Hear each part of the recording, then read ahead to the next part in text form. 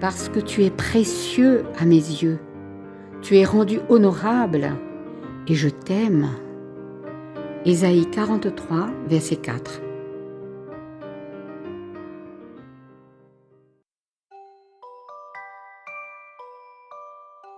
C'est l'histoire incroyable d'une petite graine dans le ventre de sa maman.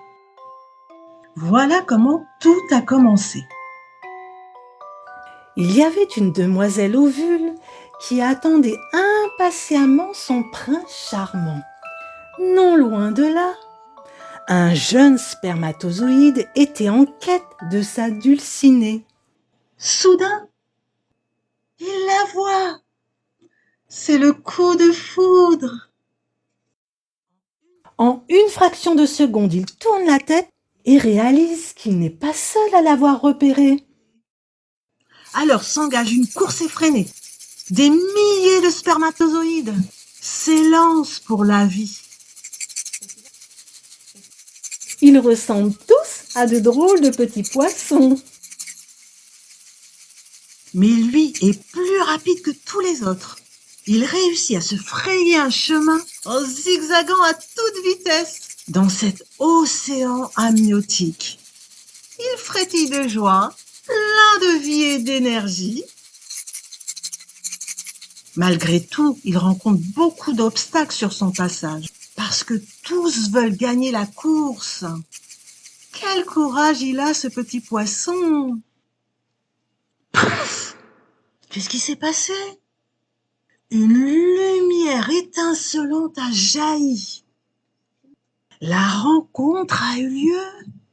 Une rencontre extraordinaire. Un miracle divin s'est produit.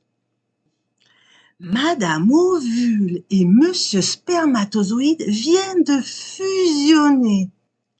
Ils ne font plus qu'un. C'est le début de la vie de la petite graine. Elle grandit de jour en jour et devient un embryon que l'on nomme Yaya. Elle ressemble à un gros haricot tout blanc comme la neige. Barbotant tranquillement.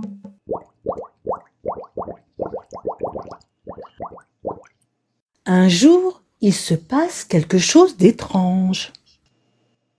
L'eau paisible dans laquelle elle flotte se met à s'agiter de plus en plus fort, comme une mer déchaînée. Alerte! Une tempête amniotique est annoncée.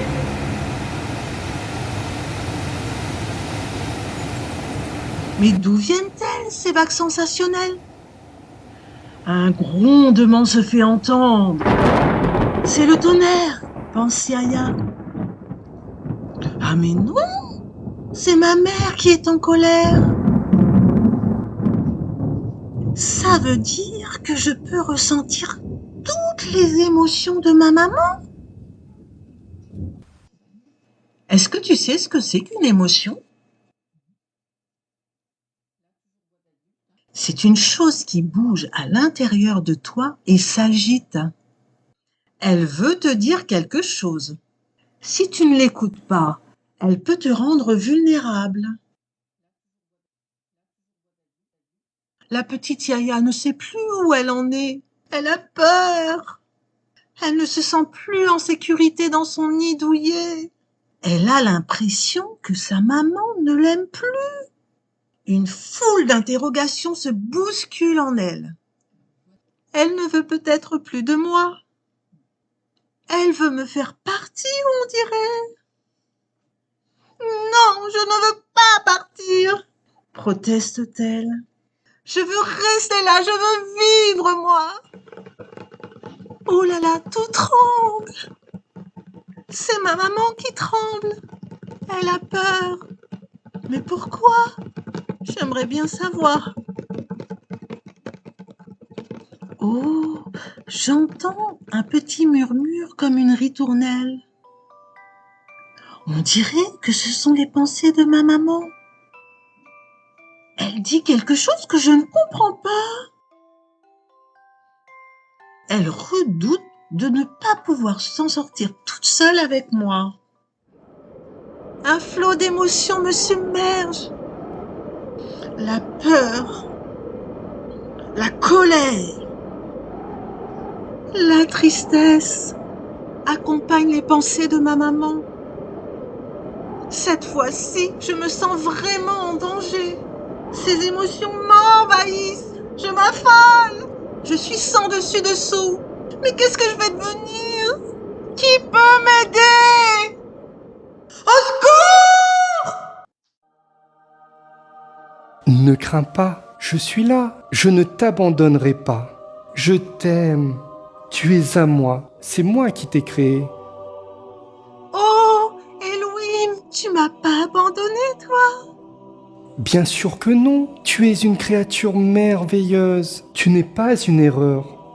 Tu es en sécurité avec moi. Immédiatement, dans une explosion de lumière, jaillit la joie qui vient chasser sa terreur. La paix, la confiance reviennent. Youpi! Yaya est toute joyeuse. Victoire! Ouf! Je suis passée à 2 doigts de la mort. Il s'en passe des choses dans le monde intra-utérin. Quelle aventure! C'est un combat, la vie. Yaya peut enfin se reposer. Peu importe dans quelles circonstances tu as été conçu, tu n'es pas une erreur. Tu es le désir du Créateur.